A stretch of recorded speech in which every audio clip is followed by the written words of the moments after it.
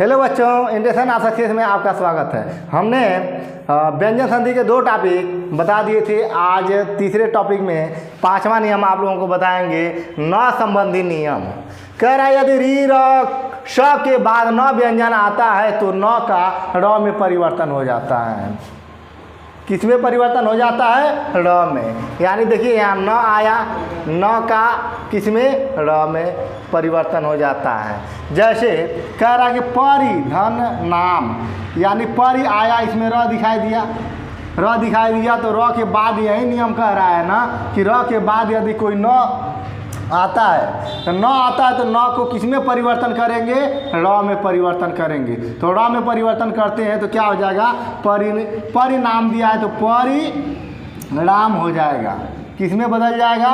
परिणाम में। उसी तरह हर धन न, हर धन न क्या होगा? हरण। क्या हो जाएगा? हरण। देखिए कैसे होगा, ये नियम के अनुसार कह रहा है केवल न का किस में परिवर्तन करना है? र में करना है। उसी तरह सेम बनेगा इसमें में पूर्ण धन न, क्या बनेगा? तो आधा र इसमें है तो बन जाएगा आपका पूर्ण बन जाएगा। क्लियर हो रहा है? देखिए एकदम पूर्ण धन न बराबर किस में परिवर्तन? पूर्ण में। उसी तरह क्या हो जाएगा? विष धन नु, तो न को किस में हम बदल लेंगे? न को हम बदल लेंगे र में, विष्णु हो जाएगा। क्या हो जाएगा? विष्णु। शोषण, शोषण में देखिए श के बाद कह रहा है श के बाद यदि कोई न आता है तो न का किस में परिवर्तन? र में परिवर्तन हो जाता है। तो ये किस में बदल गया? शोषण हो गया।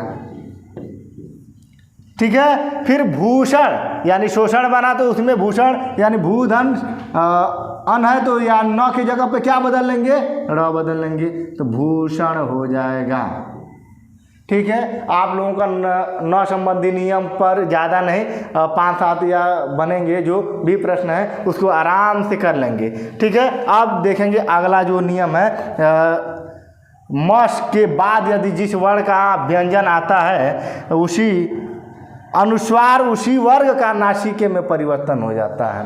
ध्यान से समझिएगा। यानी म के बाद कोई अनुनासिक आता है तो जिस वर्ग में आएगा उसी का परिवर्तन हो जाएगा, यानी उसी के पंचमाक्षर में परिवर्तन होगा जिस वर्ग में आएगा।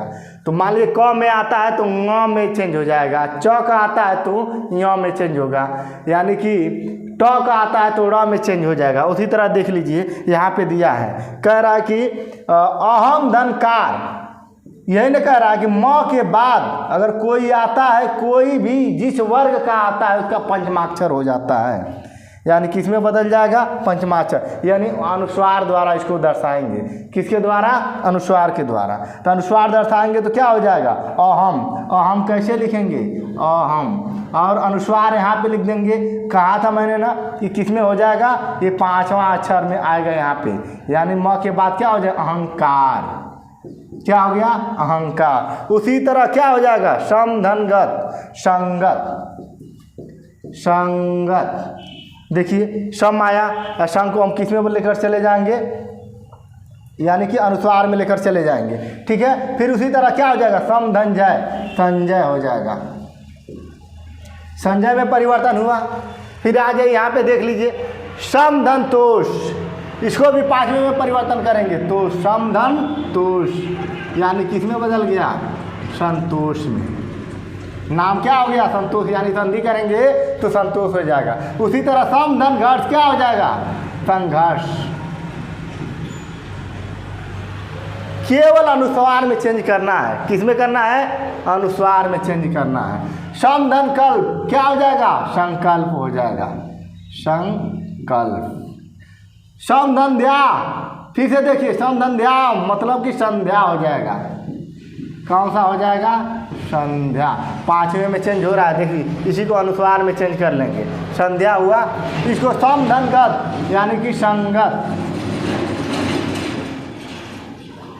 अब आ जाइए समधनहार, क्या हो जाएगा? संघार। देखिए समधनगत यानी कि क्या हो जाएगा? संगम हो जाएगा। क्या हो जाएगा? संगम। तो किस में बदल गया? संगम में। उसी तरह समधनहार किस में बदला? संहार।